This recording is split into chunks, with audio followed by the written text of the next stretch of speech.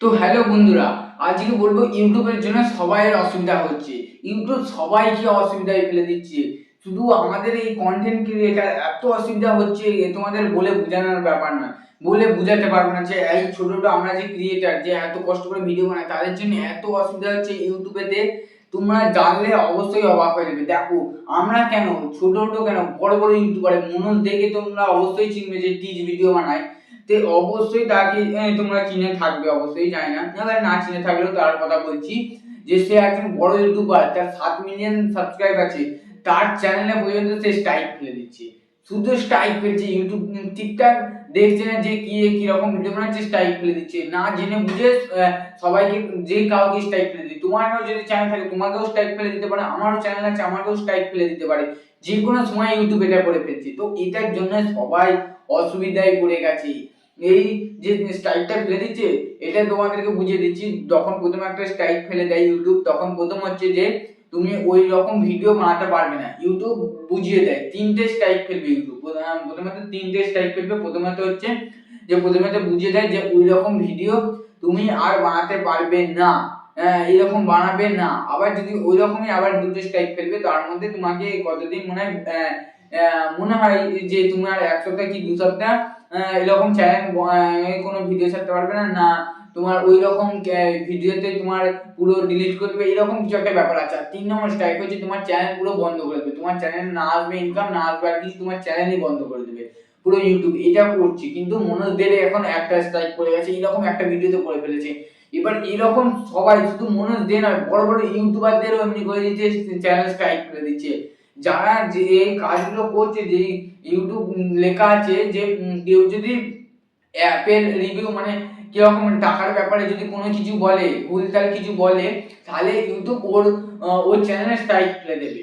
এবার এটা হচ্ছে ব্যাপার। এবার অন্য কারো স্ট্রাইক ফেলছে না, কিন্তু যারা ঠিকঠাক বলছে তাদের ব্যাপারে স্ট্রাইক ফেলে দিচ্ছে। তো আজকে এই ব্যাপারে জানবো। তো অবশ্যই সাবস্ক্রাইবটা করে দাও, লাইকটা করে দেবে, কমেন্টটা করে দেবে যে তোমাদের যদি চ্যানেল থেকে কটা সাবস্ক্রাইব আছে অবশ্যই জানিয়ে দেবে।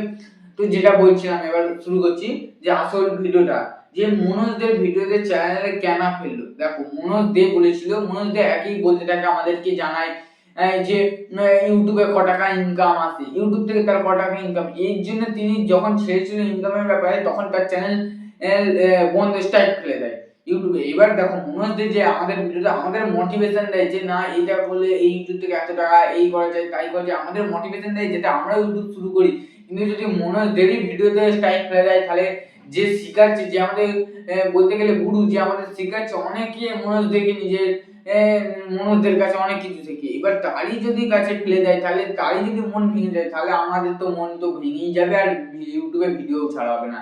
আর ইউটিউব এত শুধু মনোজ দে একা নয়, তোমাদেরকে বারবার বলছি, মনোজ দে একা নয়, কত জনকার যে রকম স্ট্রাইক ফেলে দিচ্ছে তার কথা না। এবার ইউটিউব একটা বললাম যে জানিয়েছিল যে এইরকম ভিডিও বানায় তোমার স্ট্রাইক ফেলে দেবে, কিন্তু ইউটিউব ওটা দেখছে না। ইউটিউব যখনই দেখছে যে টাকার কথা বলেছে এখানে, তখনই ব্যাস স্ট্রাইক ফেলে দিচ্ছে, যে কত টাকা ইনকাম এইসব যখনই বলেছে তখনই স্ট্রাইক ফেলে দিচ্ছে। কিন্তু যারা ফাইন্যান্সিয়াল ভিডিও বানায় তারা অনেক কিছু মিথ্যেও কথা বলে, যে এত টাকা এখানে দিলে এটা এত বেড়ে যাবে, কিন্তু তাদের চ্যানেলে কোনো স্ট্রাইকই ফেলছে না। কিন্তু ইউটিউব এইরকম টিচ ভিডিও বা যে কোনো ইয়েতে তোমার স্ট্রাইক ফেলে দিচ্ছে। এবার ওটার জন্য সবাই অসুবিধায় আছে, সবাই, যত ক্রিয়েটার আছে, যত বড় ছোট ক্রিয়েটার আছে, সবাই অসুবিধা আছে।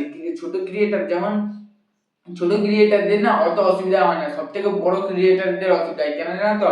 ছোট ক্রিয়েটার হয়তো 1 বছর 2 বছর করে তার চ্যানেল করেছে, তার 500 কি 1000 2000 5000 সাবস্ক্রাইবার। আর যারা বড় বড় ক্রিয়েটার যেমন মনোজ দে 7 মিলিয়ন, আজকে সে 7 8 9 বছর ধরে ইউটিউবে কাজ করে চলেছে, তার যখন যদি ইউটিউব বন্ধ হয়ে যায় না, তার এত কষ্ট হবে, এত পরিমাণে কষ্ট হবে, সে বলে বোঝানোর কথা নয়। যে এত কষ্ট করে সে এই জায়গায় দাঁড়িয়ে তাকে আবার ডাউনে নামিয়ে দিল, কিন্তু তার উঠতেও বেশি সময় লাগবে না, আবার সে উঠে যাবে। কিন্তু তাহলেও যে এত কষ্ট করে তার প্রথম ইউটিউব চ্যানেল যদি তার চ্যানেল যদি বন্ধ করে দেয়, যে কোনো মানুষ সে কেঁদে যাবে, যে কোনো মানুষ কেঁদে ফেলবে।